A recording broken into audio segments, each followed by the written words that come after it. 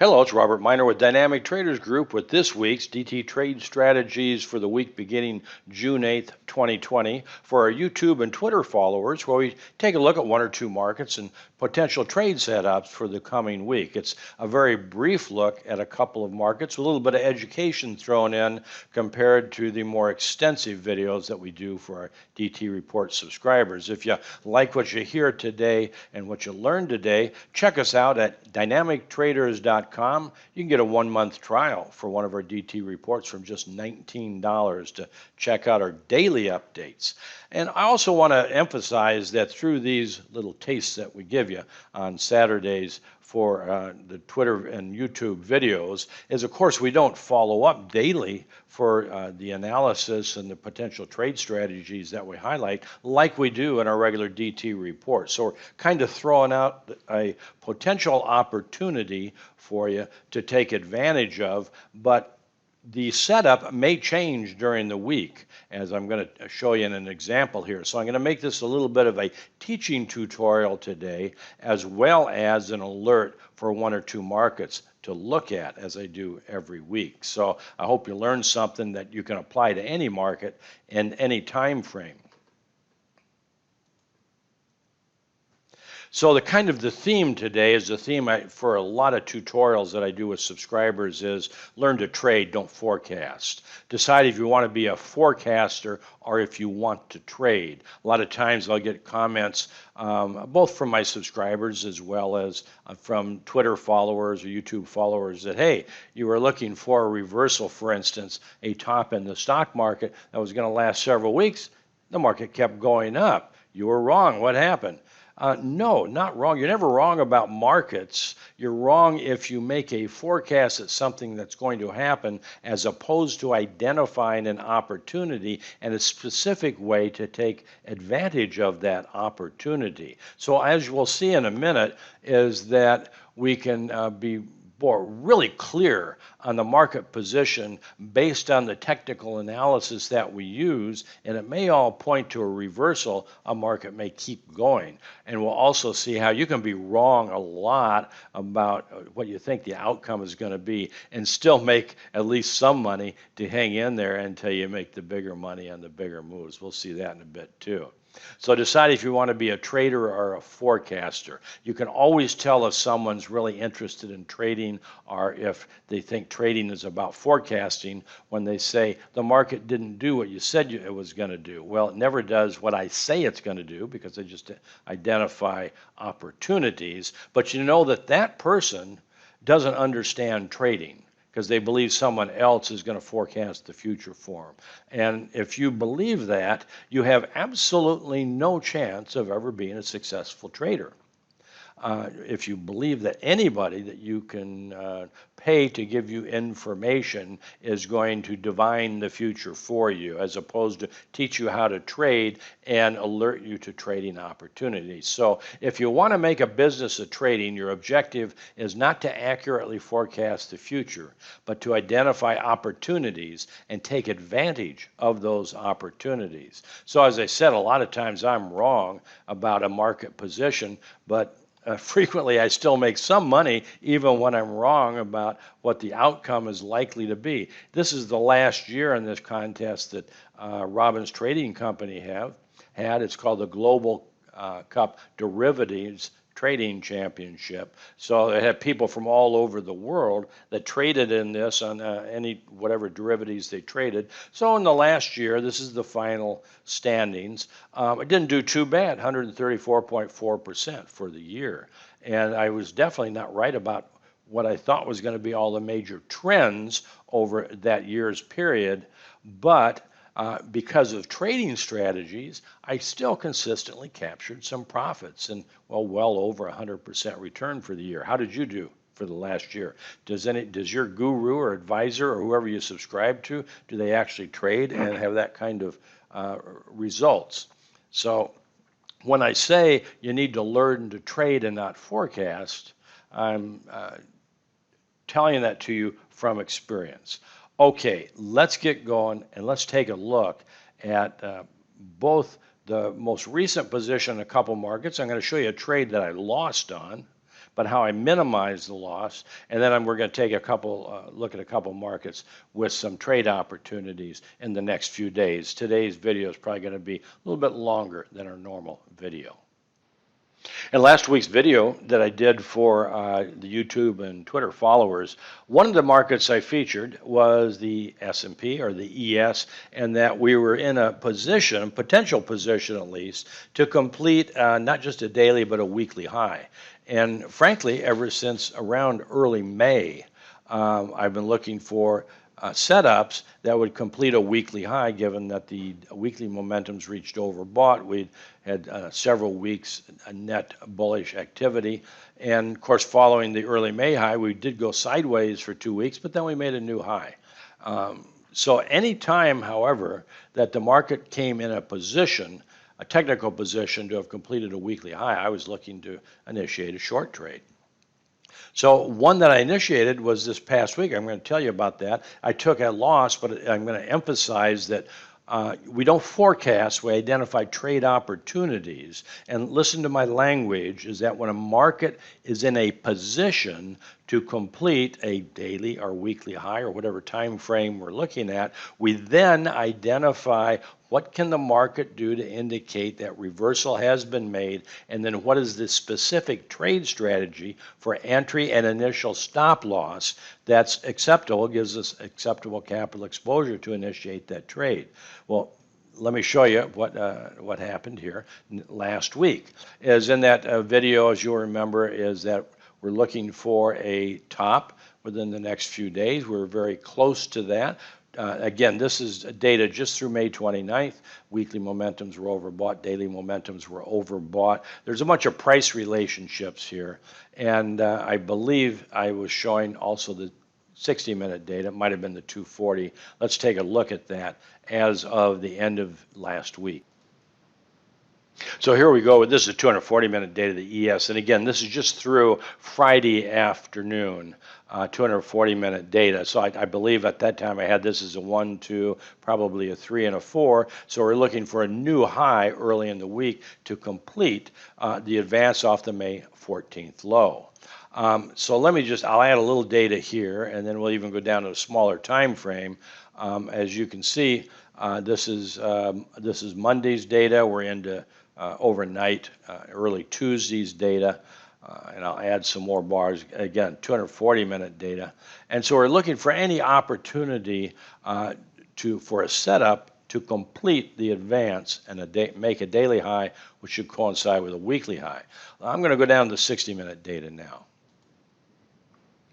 So this is a 60-minute data as of the end of the day on Tuesday. So as of the end of the day on Tuesday, I actually wrote on the update to our subscribers, this has a potential, the last few days, of being a diagonal wave 5. That's in Elliott wave terms, an ending diagonal.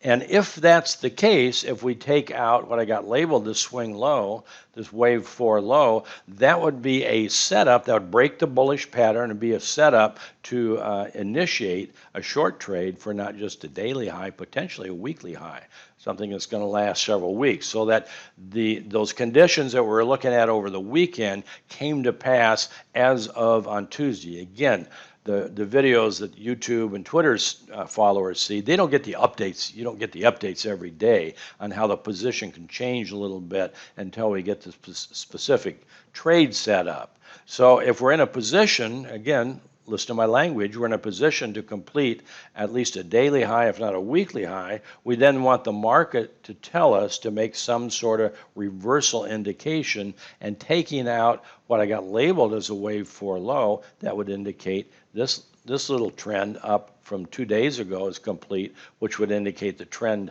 up from at least May 4th is complete. Well, let's add some data on here. Of course, you know what happened. We never took out that low. The trade was never triggered. And as we went to new highs, of course, we had a little bit different pattern to work from. And we would have new targets.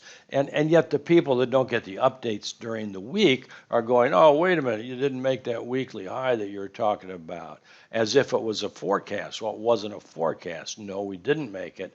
But all of the conditions remain in place for these technical extremes to to be alert to a potential trade setup.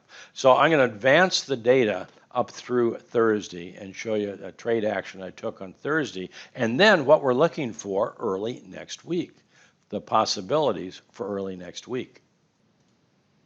So this is 60-minute data as of the end of the day on Thursday. Let's add a couple more bars to get us near the, the end of the day on Wednesday. This is going into Thursday morning. So without going into details, the point would be is that we were near an extreme again to complete that daily high, and for various price relationships and time relationships, etc. So we're back on high alert for a setup for a short trade for Thursday the next day. So I'm going to go to the 15-minute data and show you the data on Thursday. This is the morning of Thursday, the June 4th. We came up kind of strongly early in the morning, then a pretty steep decline during the day. And because I have the opportunity to follow the market during the day, I can develop a trade strategy during the day. Again, I'm not day trading. Day trading is absolutely foolish, but a lot of people have been taught that that's the way to do it. It's not. It's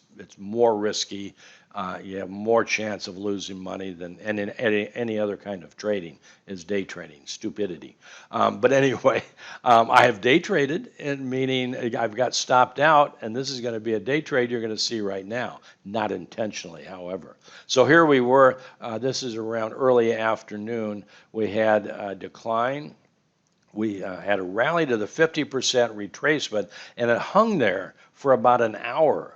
So I put my entry above the swing low. Again, if this was a minor correction, 50% retracement, and then we took out a swing low, well, it's the very definition of bearish trend. And let me add some data. And of course, if we took out the swing low, I went short, and we put the stop right above this high. In that if the market were indeed bearish, you're going to continue a bear trend as anticipated. Notice my language again, is that it should not come back and take out that swing high. There we are in the next bar. We took out the swing low, came down really hard in just these two 15-minute bars. And again, another significant decline. But then we turned around. Oh, wait a minute.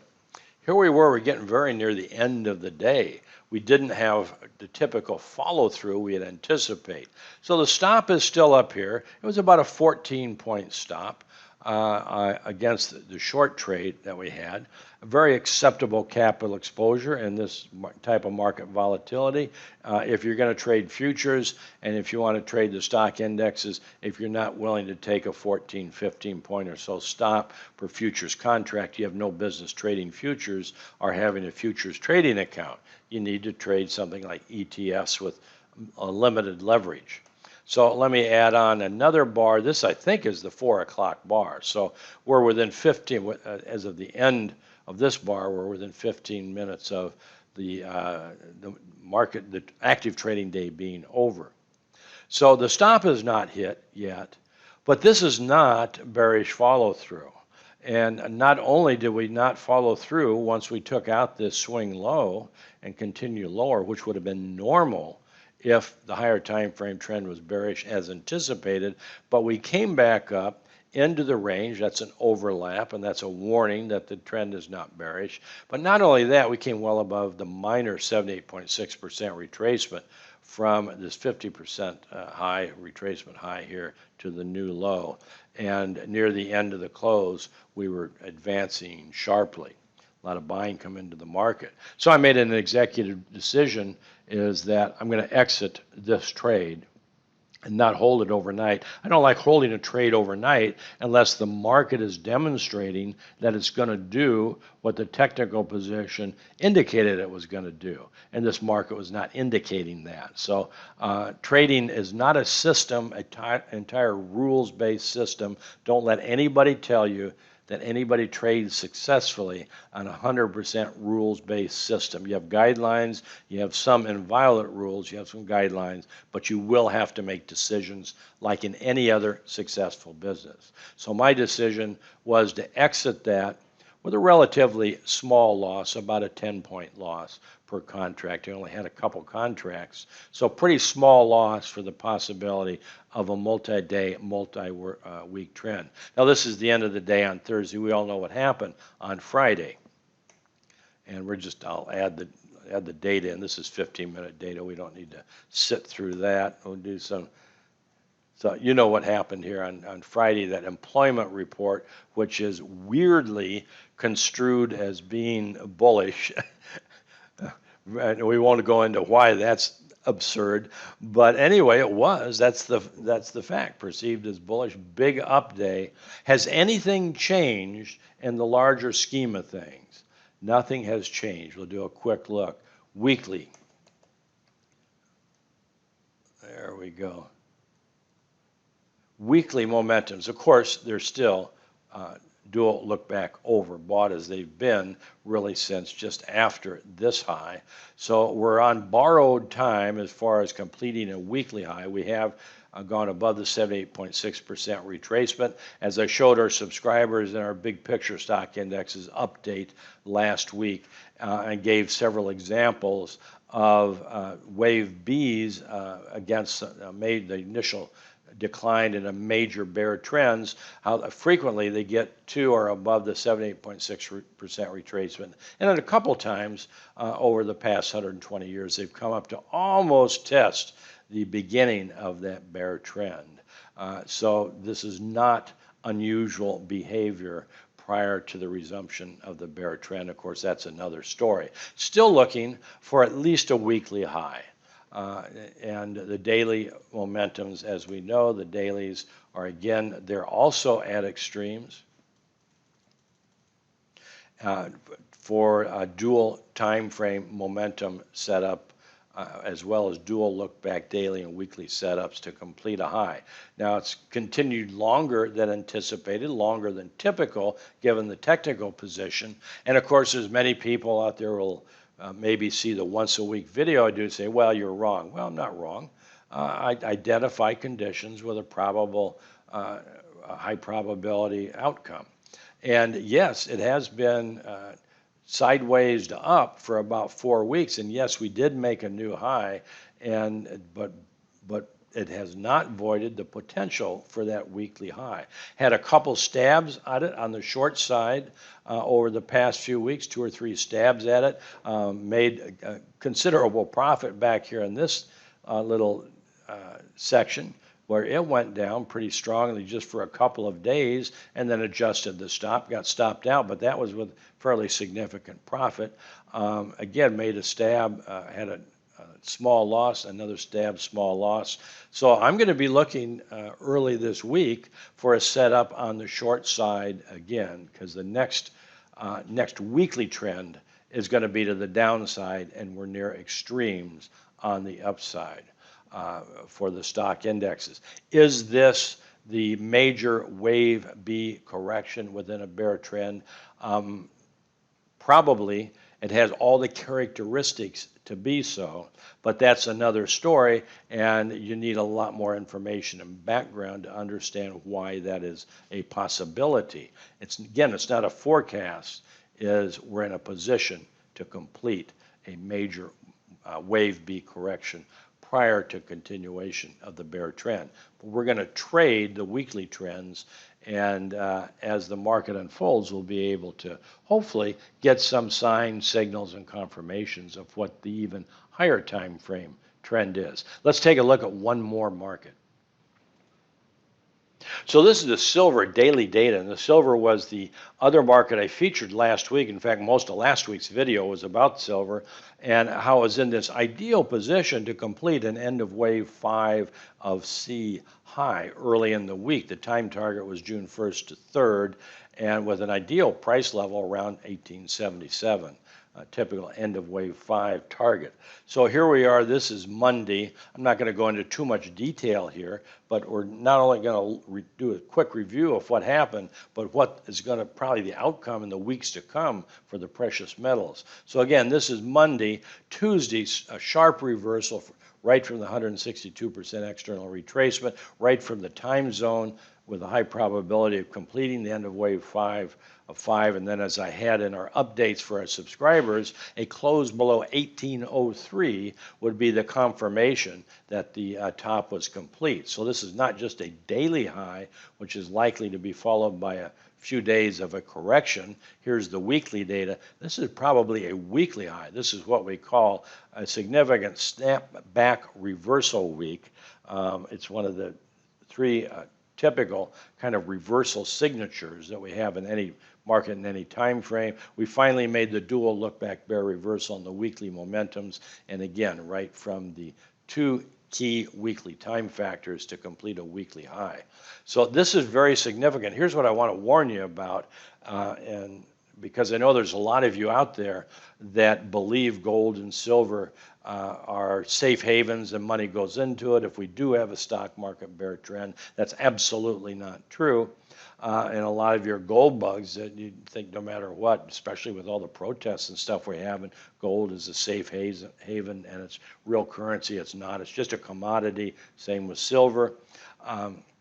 But if you see silver come down and close below 1634, just be aware that is a closing overlap, and it's a very significant technical pattern signal that this has completed an ABC correction, and silver would then have a good probability of continuing to below the March low. And if silver is going to trend below the March low, so is gold, because they trend together. So here is actually gold daily data. This is the August contract. And as I've been saying for several weeks, is more than likely the outcome of this trading range is going to be to the downside. It finally confirmed that just this past week. And again, weekly momentums are bearish. We have some time factors that gold and silver is likely to be sideways to down the immediate trend for at least another 2 weeks into around June 22nd. That's the week ending June 26th. But that's probably just going to be a temporary low. If we continue sideways to down into that time, what we call maybe a weekly low, that would be temporary before it continues the bear trend. But again, this was a market that the outcome was exactly as identified in advance. It doesn't always work out this perfectly, but the reason I focused on it last week was because it was in a textbook technical position to complete a high in a reversal and then be sideways to down for several weeks. So I hope you took advantage of that, and it's not too late. This is just the beginning of a multi-week net bear trend, both in silver, gold, and the GDX. Well, that's it for today. We ran on longer than usual. I hope you gained some education in our video today, and I hope you check us out at dynamictraders.com. $19 for 1 month trial for one of our DT reports where you get ongoing daily education. Take care. Have a great week.